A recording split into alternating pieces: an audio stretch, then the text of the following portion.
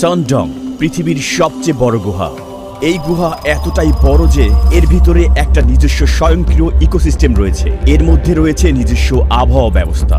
সাধারণত আকাশে যে মেঘ দেখি, গুহার ভিতরের শত শত মিটার ভূগর্ভে একই মেঘ তৈরি হয়। সনডং এর ভিতরে লুকিয়ে আছে এক অবিচ্ছন্ন আদিম বন আর বিশাল এক ভূগর্ভস্থ নদী। স্বচ্ছ মাছ থেকে শুরু করে রঙিন বানর, এখানে সবই দেখতে পাওয়া যায়। এই গোপন জগতে বাস করছে 250টিরও বেশি উদ্ভিদ ও প্রাণীর প্রজাতি। সম্প্রতি এখানে 7টি নতুন প্রাণীর সন্ধান মিলেছে, যা শুধু এই গুহাতেই পাওয়া যায়।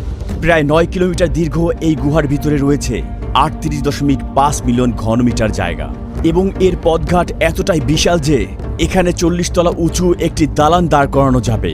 এই স্ট্যালাগমাইটগুলো ঠিক যেন প্রাচীন সুউচ্চ মিনারের মতো মাথা তুলে দাঁড়িয়ে আছে। এই গুহার ভিতরে হাঁটতে হাঁটতে নিজেকে ছোট কোনো কীটপতঙ্গ মনে হওয়া খুবই স্বাভাবিক। পাথর কি কখনো নিজের দিকে নড়তে পারে? সনডং এ এমনও